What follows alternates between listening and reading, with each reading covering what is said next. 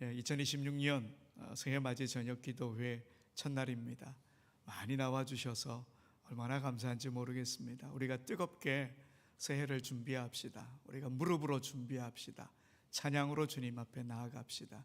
주님께서 우리 가운데 충만한 은혜 더하여 주실 것이고 내년 새해에도 하나님의 도우심이 우리 가운데 풍성할 것입니다. 그 믿음 가지고 이번 한 주 기쁨으로 주님 앞에 나오는 우리 모두가 되길 소망합니다. 이번 새해 맞이 특별 저녁 기도회 주제가 뭘까요? 이삭을 따라 걷는 새해 첫걸음. 이삭을 따라 걷는 새해 첫걸음. 혹시 마음에 이런 질문이 생길 수도 있겠습니다. 왜 하필 이삭일까? 아브라함도 있고 야곱도 있고 요셉도 있는데 왜 새해를 이삭과 함께 시작할까? 여러분, 성경을 이렇게 살펴보니까요, 이삭은 성경에서 가장 조용한 족장이더라고요. 아브라함처럼 익숙한 삶의 자리를 박차고 떠나는 그런 결단의 장면도 잘 안 보여요. 야곱처럼 그야말로 파란만장하고 드라마틱한 그런 이야기들도 없습니다. 오히려 이삭은 앞장서기보다 기다렸고 싸우기보다 물러났으며 아무 말 없이 자기 자리를 지켜낸 사람입니다. 그래서 저는 이삭을 이렇게 표현해 보고 싶습니다. 이삭은 달리는 사람이라기보다 바통을 지키는 사람이다, 이렇게 말이죠. 아브라함이 들고 온 약속의 바통을 놓치지 않고 야곱에게 그대로 넘겨주었으니까요. 눈에 띄는 기록은 많지 않지만 만약 이 바톤이 떨어졌다면 하나님의 이야기는 이어질 수 없었을지도 모릅니다. 그러니 이삭은 성경에서 결코 주변 인물이 아닙니다. 아주 중요한 자리에 서 있습니다.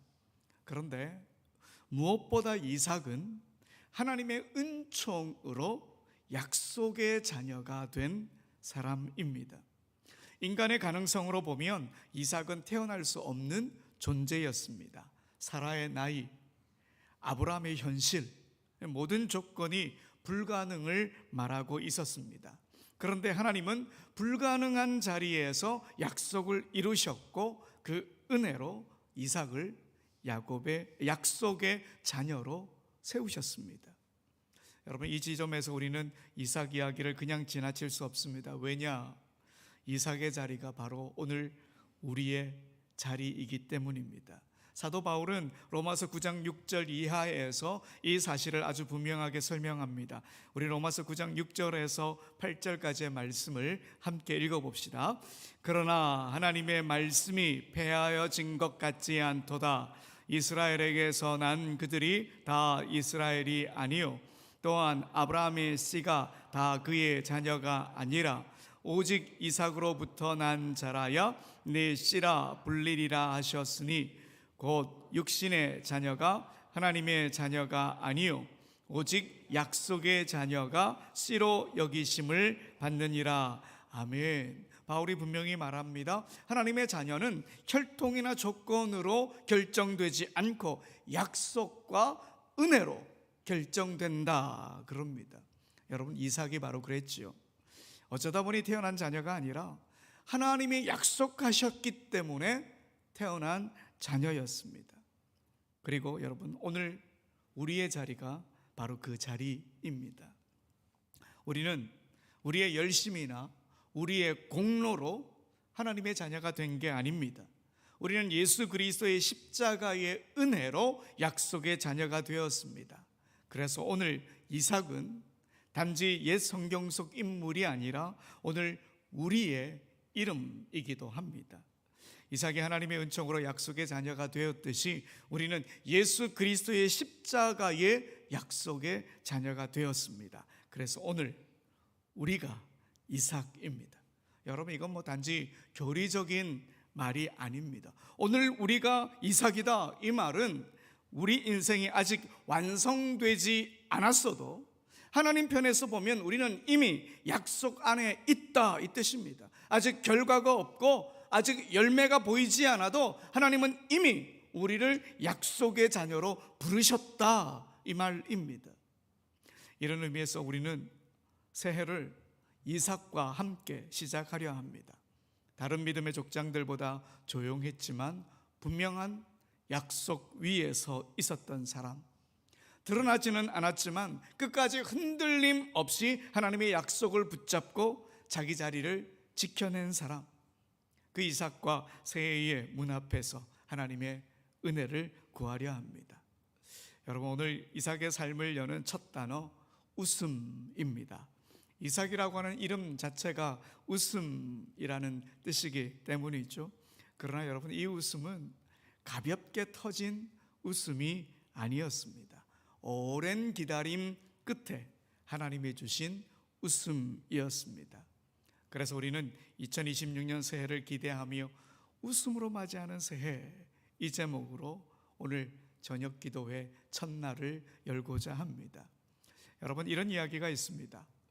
얼굴에 인상을 쓰는 데는 무려 64개의 안면 근육이 사용되지만 웃기 위해서는 13개의 안면 근육만 움직이면 된다 그럽니다.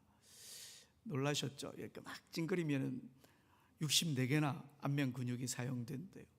그러면 어느 쪽이 더 쉬운 일일까요? 당연히 웃는 일이 쉬운 일이에요. 13개의 안면 근육만 움직이면 되니까. 그런데 이상하죠. 우리는 웃는 일보다 인상 쓰는 일에 더 능숙합니다.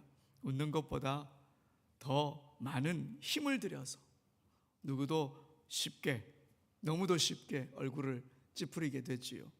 물론 이렇게 말할 수도 있겠죠. 뭐 웃을 일이 없으니까 그렇지. 네, 맞습니다.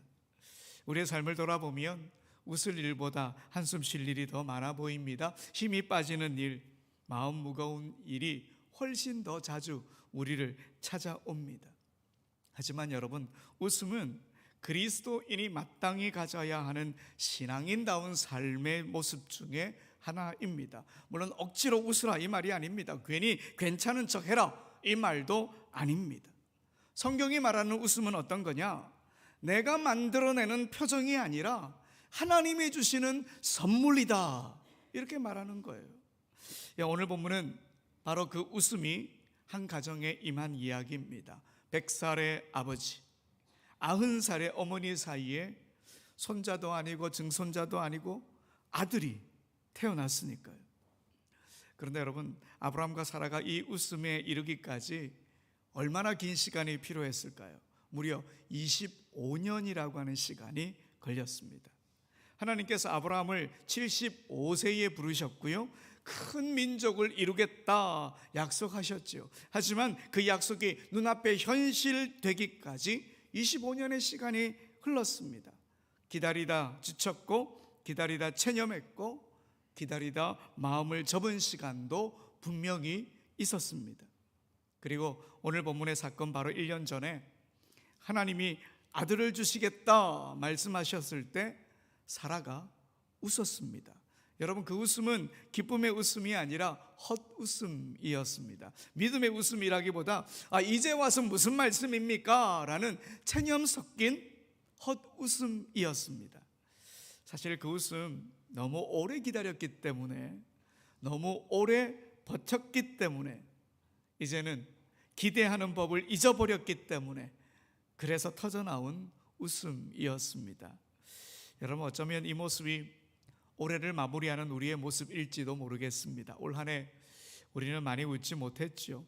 기대했던 일들을 아직 그대로고, 기도해왔던 문제들 여전히 남아있고, 어떤 일은 시작조차 못한 채 시간만 흘러가 버린 것처럼 느껴지기도 합니다. 그래서 우리는 웃기보다는 참고, 기뻐하기보다는 견디며, 소망하기보다는 현실을 계산하며 한 해를 지내왔는지도 모르겠습니다. 그런데 여러분, 성경은 사라의 이 시간, 아브라함의 이 시간, 25년이라고 하는 이 시간을 실패로 기록하지 않습니다.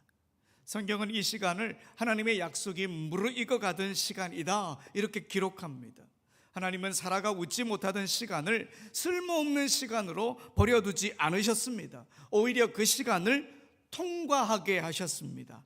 그리고 마침내 하나님이 약속하신 때가 되었을 때에 사라가 스스로 웃은 것이 아니라 하나님께서 사라를 웃게 하셨습니다.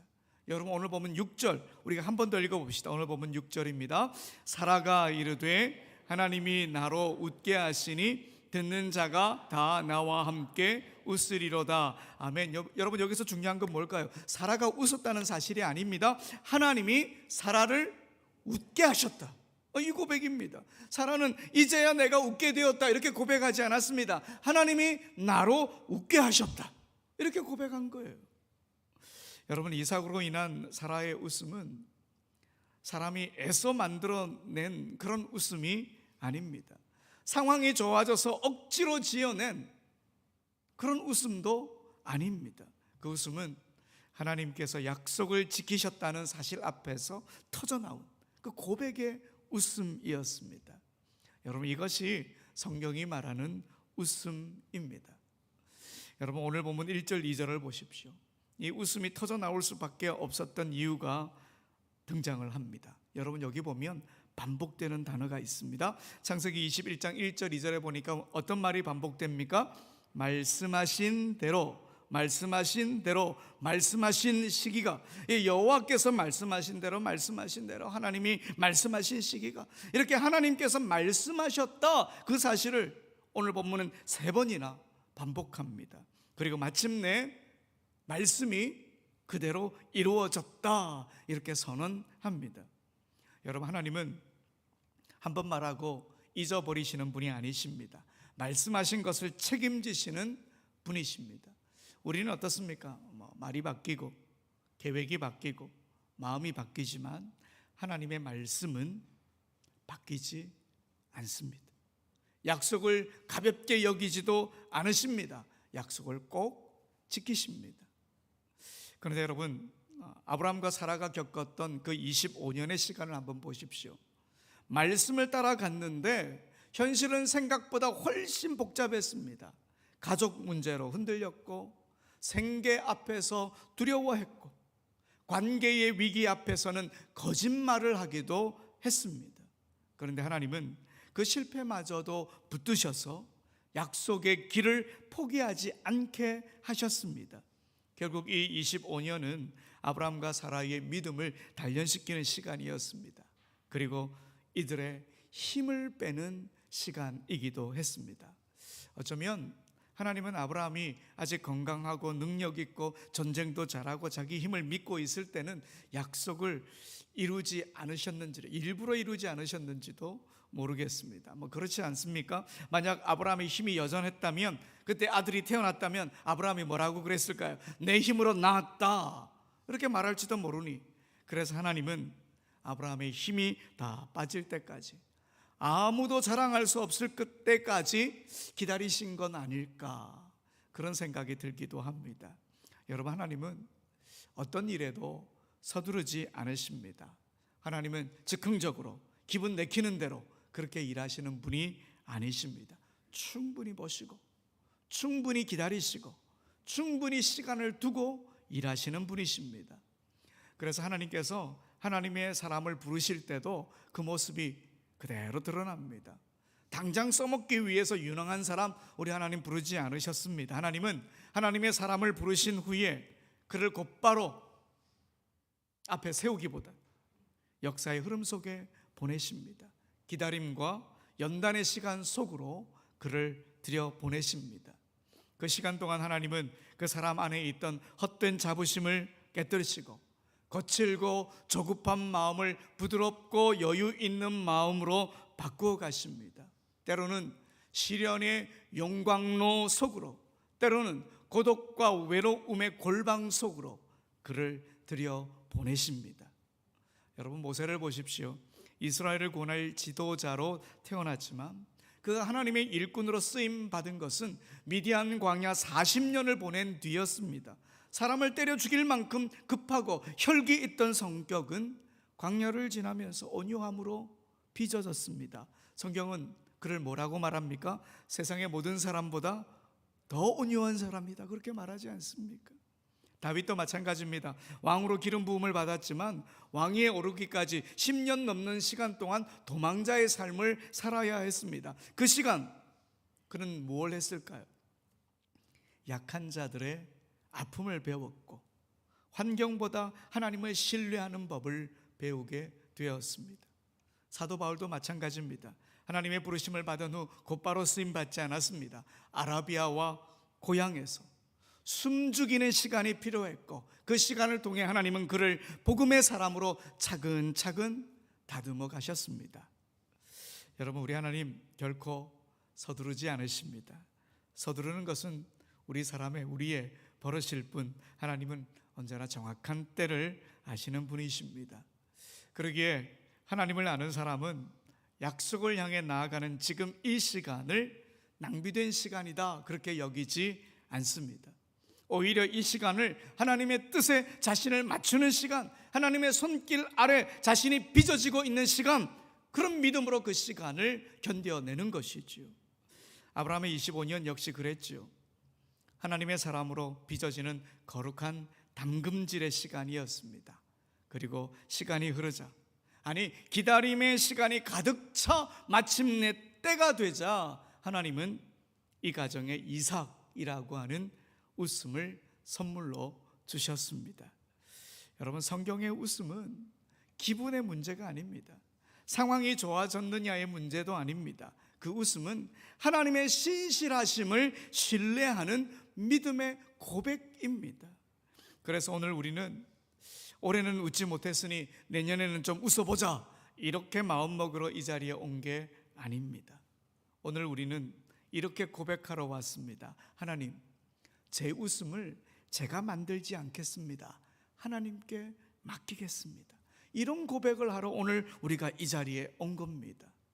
아직 새해는 오지 않았습니다. 아직 웃음도 오지 않았을 수도 있습니다. 그러나 한 가지는 분명합니다. 웃음의 이유는 이미 주어졌습니다. 하나님이 약속하셨고 그 약속을 잊지 않으시며 하나님의 때에 반드시 이루시기 때문입니다. 하나님이 주시는 웃음은 우리 계산보다 늦게 오지만 하나님의 약속은 결코 늦지 않습니다. 오늘 우리는 웃음을 앞당겨 달라고 조르는 자리가 아니라 웃음을 하나님께 맡기고 기다리는 이 자리에 서 있는 것입니다. 일제강점기인 1930년 3월 1일 3.1 운동이 일어난 지 11년이 지나던 해에 소설 상록수의 저자인 심훈 선생님이 한 편의 시를 쓰셨습니다. 그날이 오면이라고 하는 시입니다. 그날이 오면은 삼각산이 일어나 더덩실 춤이라도 추고 한강물이 뒤집혀 용솟음 칠 그날이 이 목숨이 끊기기 전에 와주기만 하량이면 나는 밤하늘에 나르는 까마귀 같이 종로의 인경을 머리로 들이받아 울리오리다. 여러분, 여기서 말하는 그날 어떤 날일까요? 광복의 날, 독립의 날입니다. 그날이 오면 종로의 인경, 여러분 이 인경이 뭐냐면 보신각의 종을 말합니다. 그 종을 자기 머리로라도 들이받아서 울리게 하겠다, 그 말이죠. 그만큼 그날을 향한 기다림이 절박했고 그날을 향한 소망이 간절했다, 이 말이겠죠. 이 시 한편에는 한 사람의 마음을 넘어 우리 민족 전체의 기다림이 담겨 있습니다. 여러분, 우리에게도 각자 기다리는 그날이 있습니다. 그날은 아득한 미래일 수도 있고 생각보다 가까이 있을 수도 있습니다. 어쩌면 우리 자녀 세대가 맞이할 날이 될지도 모릅니다. 방금 읽은 시, 심은 선생, 그날을 보았을까요? 보지 못했을까요? 보지 못했습니다. 이 시를 쓰고 6년 뒤 1936년 35의 나이로 세상을 떠나고 말았습니다. 그는 그날을 보지 못했지만 역사는 결국 그날을 맞았습니다. 하물며 하나님의 약속하신 그날, 여러분 더 확실하게 우리에게 오지 않겠습니까? 하나님의 약속은 역사보다 더 견고합니다. 하나님의 약속의 성취는 인간의 의지 위에 서 있는 것이 아니라 하나님의 신실하심 위에 서 있기 때문입니다. 그러게 여러분, 하나님의 약속의 그날, 반드시 그날은 우리에게 다가옵니다. 그래서 우리는 오늘도 그날을 바라보며 기대하며 살아가는 거지요. 유대인들도 신년 축제인 로시 하샤나의 첫날, 오늘 우리가 읽은 이 본문을 묵상하며 새해를 시작한다 그럽니다. 그들이 이 본문으로 새해의 문을 여는 이유도 우리와 다르지 않을 겁니다. 1년 내내 하나님께서 주시는 기쁨, 그 기쁨 안에 살기를 소망하며, 비록 하나님의 약속은 더디게 보일지라도 하나님의 말씀은 반드시 성취된다는 그 사실을 마음에 새기기 위해 이 본문을 읽고 묵상하는 것일 겁니다. 사랑하는 여러분, 이제 한 해의 끝자락에 서 있습니다. 올해를 잘 우리가 정리합시다. 웃지 못했던 시간도, 아직 해결되지 않은 문제도, 마음에 남아있는 아쉬움도 하나님 앞에 그대로 내려놓읍시다. 우리가 지나온 그 시간, 여러분 절대 헛된 시간이 아니었습니다. 하나님께서 우리를 다듬어 가신 시간이었고, 하나님께서 우리를 빚어 가신 시간이었습니다. 그리고 새해의 문 앞에 우리가 이렇게 서 봅시다. 주님, 웃음은 제가 책임지지 않겠습니다. 제가 웃을 수 있을지 없을지는 주님께 맡깁니다. 다만 주님이 약속하신 자리를 저는 떠나지 않겠습니다. 우리가 이런 고백을 해야 되는 겁니다.